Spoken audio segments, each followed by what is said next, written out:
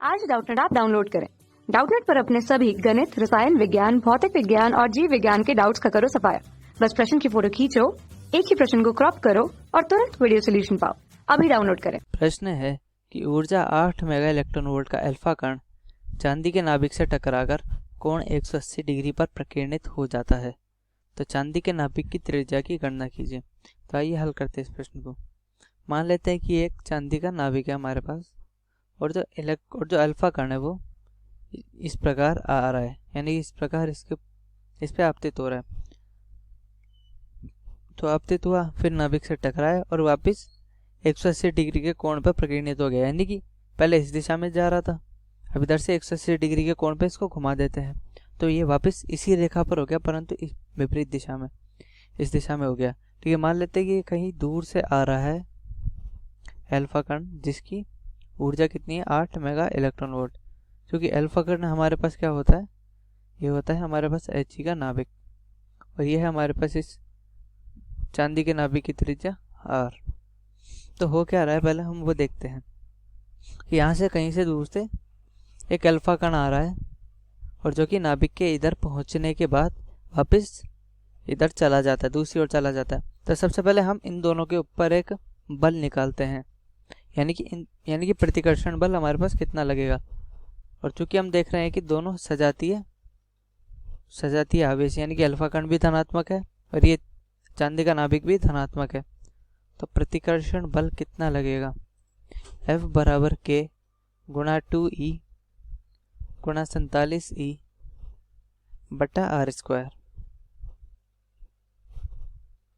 तो हम देख रहे हैं कि यहाँ से यहाँ पर आएगा तो एक प्रतिकर्षण बल लगेगा, और जैसे माफ कीजिएगा आर स्क्वायर नहीं है, स्मॉल आर स्क्वायर, और स्मॉल आर स्क्वायर है इस अल्फा कण की इस नाभिक के केंद्र से दूरी, यह है इसकी स्मॉल आर। तो जैसे जैसे स्मॉल आर कम होगा, नाभिक पास आएगा तो प्रतिकर्षण बल का मान बढ़ता जाएगा। तो जैसे जैसे जो अल्फा कण है इधर आएगा, इधर एक ए लगेगा जो कि होगा मंदक, यानी कि एक त्वरण इस पे पीछे की ओर लगेगा, क्योंकि ये नाभिक हमारा बड़ा है, यानी कि दोनों एक दूसरे की ओर धकेलने का प्रयास करेंगे। तो इसका द्रव्यमान छोटा है तो इस पर मंदक बल ज़्यादा लगेगा। तो होगा क्या कि इसका वेग धीरे धीरे कम होता जाएगा। वेग कम होने के बाद जब ये इधर आ रहा है नाभिक की सतह पर, तब इसका वेग 0 हो जा रहा है और ये वापस फिर विपरीत दिशा की ओर चल रहा है, इसी प्रतिकर्षण बल के कारण। तो प्रश्न में लिखा है कि नाभिक से टकराकर 180 डिग्री पर प्रकीर्णित हो जाता है। तो इसका मतलब यही है कि ये धीरे धीरे इसका वेग कम हो रहा है, यहाँ पर पहुंचा, वेग 0 हो गया और वापस फिर उसको ए त्वरण मिल गया फिर इस दिशा में, और उसका वेग बढ़ता गया और वो कहीं दूर निकल गया। तो यानी कि अब हम क्या कर रहे हैं कि इधर उसका कुछ ना कुछ वेग था और उधर उसका वेग हो गया 0 के बराबर। तो इस स्थिति में हम क्या लगाते हैं, ऊर्जा संरक्षण। ठीक है, हम ऊर्जा संरक्षण का प्रयोग करते हैं। अब ऊर्जा संरक्षण लगा रहे हैं, इधर ऊर्जा कितनी होगी इस निकाय की 8, इसका गतिज ऊर्जा 0 है क्योंकि नाभिक स्थिर है, ये अल्फा कण गति कर रहा है तो ये 8 मेगा इलेक्ट्रॉन वोल्ट हो गया, प्लस दोनों के बीच की स्थितिज ऊर्जा। ठीक है, हम मानते हैं कि ये जो कण है, ये अल्फा कण, ये बहुत दूर से आ रहा है, क्योंकि इन दोनों की जो बीच की दूरी है वो इन पर उपस्थित आवेश की तुलना में काफ़ी नगण्य होती है, क्योंकि इन पर आवेश होता है, ये दोनों है तो 10⁻32 कोटि के हो जाएंगे।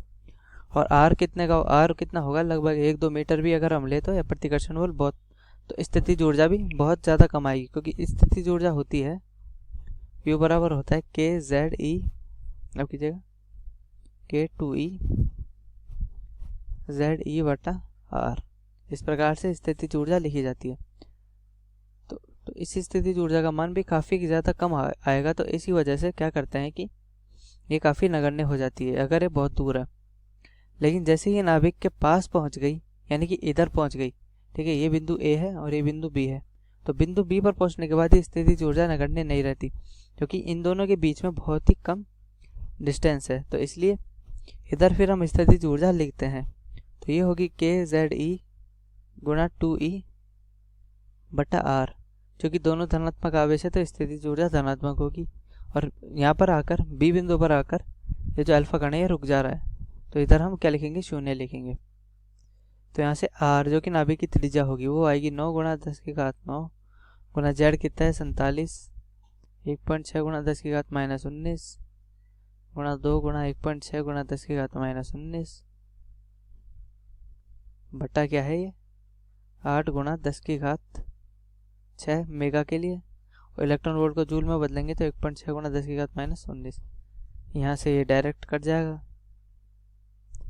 ये आ गया हमारे पास 10, ये 2, तो ये हमारे पास आर का मान क्या बचा, आर हमारे पास बचेगा 9 गुना 2 गुना 47 गुना 10 की घात, ये 7 है, 7 और 9 2, तो ये 10 की घात -17 मीटर। तो इसको हल करेंगे तो हमारे पास आर का मान क्या निकलेगा 1.67 लगभग गुना 10 की घात -15, माफ कीजिएगा 10 की घात -14 मीटर। तो ये है हमारी इस नाभिक की त्रिज्या 1.67 गुना 10 की घात -14 मीटर के बराबर।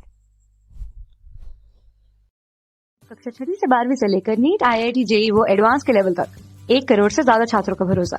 आज ही डाउनलोड करें डाउटनेट ऐप या व्हाट्सएप करें अपने सारे डाउट्स 8400 400 400 पर।